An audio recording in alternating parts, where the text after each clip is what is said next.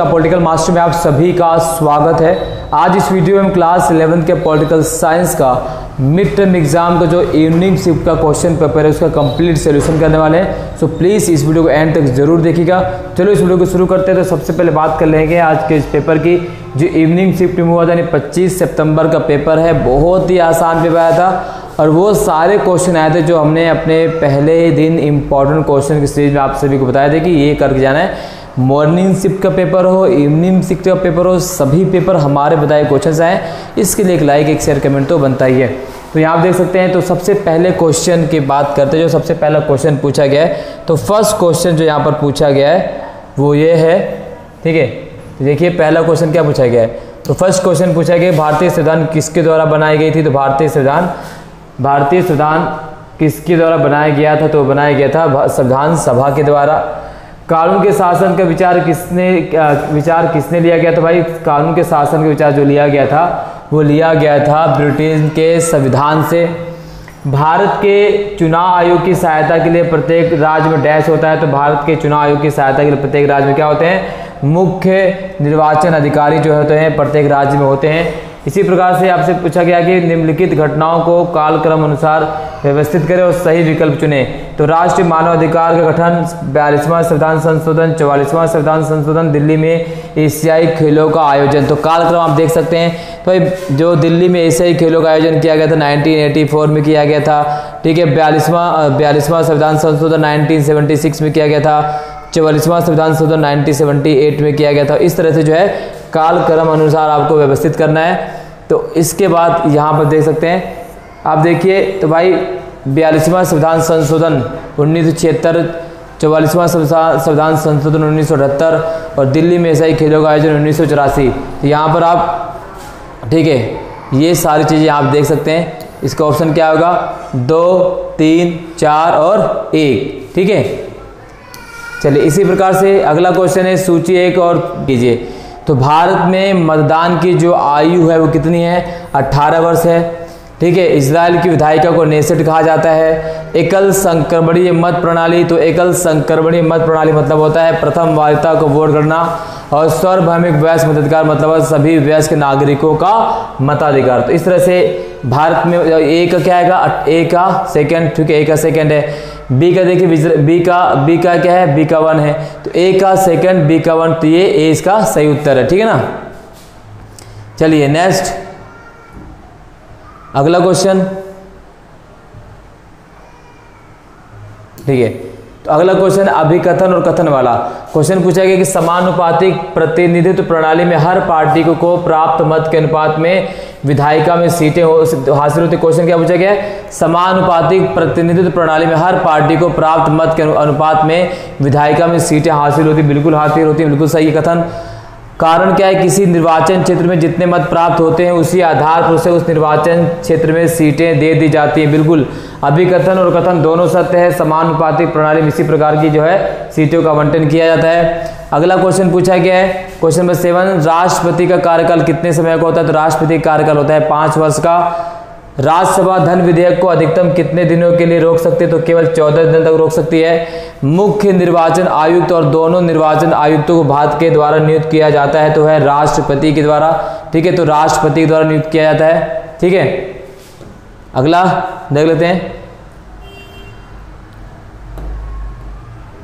अगला क्वेश्चन है कि किस वर्ष चुनाव में वोट देने की आयु को 21 वर्ष से घटाकर 18 वर्ष कर दिया गया। तो है 1989। तो 1989 में वोट देने की आयु घटाकर 21 वर्ष से घटाकर 18 वर्ष कर दिया गया।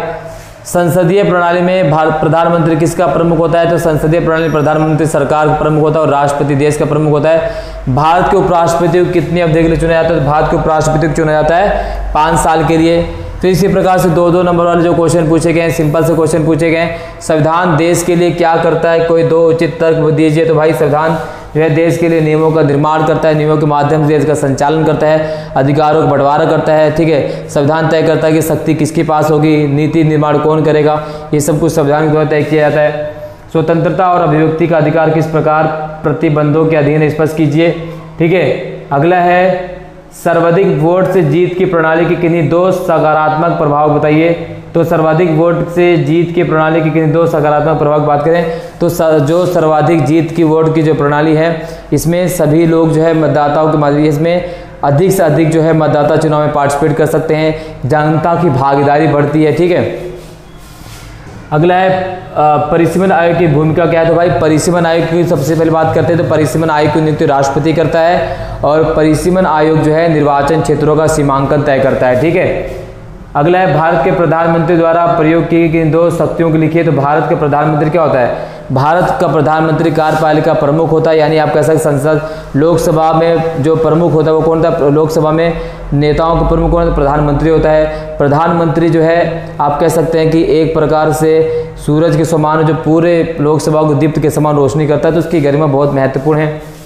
जनहित याचिका के द्वारा सामाजिक व्यवहार याचिका क्या है। डॉक्टर अंबेडकर किस संवैधानिक अधिकार को संविधान के हृदय और आत्मा मानते थे और क्यों।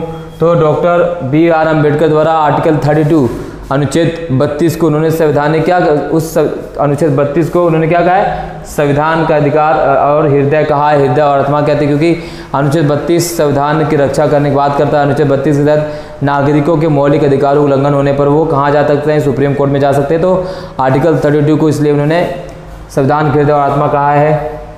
जितना भारत का राष्ट्रपति राज्य का प्रमुख होता है लेकिन वास्तविक शक्तियाँ प्रधानमंत्री में निहित होती हैं, इस पर संक्षेप बताइए। जी हाँ, भारत का राष्ट्रपति भले राष्ट्र प्रमुख होता है, ठीक है, लेकिन वास्तविक शक्तियाँ वास्तविक कार्यपालक कौन होता है, प्रधानमंत्री होता है, क्योंकि प्रधानमंत्री और मंत्रिमंडल की सहायता से ही राष्ट्रपति अन्य शक्तियों अपनी शक्तियों का प्रयोग कर सकता है, अन्यथा नहीं कर सकता है। वो सारी चीज़ हमने पहले डिस्कस कर ली थी। सब क्वेश्चन वही आया जो मैंने आपको पहले बता रखा कि भाई ये क्वेश्चन ये आने वाला है, आपको कल वहीं से डायरेक्ट क्वेश्चन आए हुए हैं सारे सारे। भारत में न्यायपालिका की आवश्यकता के कोई दो कारण लिखिए। ठीक है, न्यायिक सक्रियता से आप क्या समझते हैं, क्या है। ठीक है, ये सारे वो क्वेश्चन आए हुए हैं।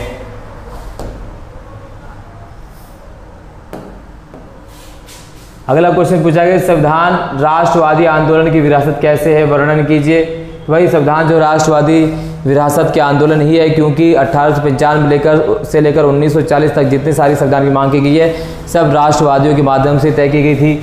संविधान सरकार की शक्तियों को कैसे सीमित करता है। तो भाई संविधान सरकार की शक्ति को सीमित करता है। संविधान द्वारा सरकार के अधिकारों पर प्रतिबंध लगाए जा सकते हैं। सरकार द्वारा ऐसे किसी यानी विधान पालिका द्वारा ऐसे किसी भी नियमों का निर्माण नहीं किया जा सकता जो नागरिकों के मौलिक अधिकारों को उल्लंघन करे, इस तरह से। ठीक है ना। भारत में स्वतंत्र और निष्पक्ष चुनाव सुनिश्चित करने के लिए चुनाव आयोग क्या प्रक्रिया अपना सकता है, 100 उदाहरण सहित स्पष्ट कीजिए। इसी प्रकार से आपको क्या करना है, इसका ध्यान से पढ़ के उसका उत्तर देना था। सिंपल तरीके से सारे क्वेश्चन बिल्कुल बहुत इजी क्वेश्चन जो है आपसे पूछे गए हैं। इतना आसान क्वेश्चन जो अभी तक तो मिड टर्म तो कभी देखने को नहीं मिला है। ठीक है, औपचारिक रूप से भारतीय संविधान किसके द्वारा बनाया गया। ठीक है, ये सारी चीज चित्र के माध्यम से जो क्वेश्चन पूछे गए हैं वो सारे चित्र जो है हमने पहले आपको दिखा दिए थे भाई, कौन कौन चित्र आ रहा है, कहाँ से क्वेश्चन आने वाले हैं। इसी प्रकार से ये भी उसी चित्र से संबंधित है। क्वेश्चन नंबर 27, 28, 29 मौलिक अधिकार क्या है। भारत के नागरिकों को संविधान द्वारा कौन से मौलिक अधिकार दिए गए हैं। भारत में निर्वाचन प्रणाली में सुधार के लिए किन सुधार की आवश्यकता है, अथवा भारत में आम चुनाव को करने में चुनाव आयोग की क्या भूमिका, वर्णन कीजिए। भारत के राष्ट्रपति की शक्तियों को स्पष्ट कीजिए। ये सारे क्वेश्चन जो है बिल्कुल आसान से क्वेश्चन आए थे, जैसा मैंने आप सभी से कहा था। तो इस वीडियो में बस इतना ही। वीडियो अच्छी लगी तो लाइक शेयर कमेंट जरूर कीजिए। चैनल पर नए हैं तो चैनल को जरूर सब्सक्राइब कर लीजिएगा, बेल आइकन को प्रेस कर लीजिए। मिलते हैं नेक्स्ट वीडियो, तब तक के लिए जय हिंद, धन्यवाद।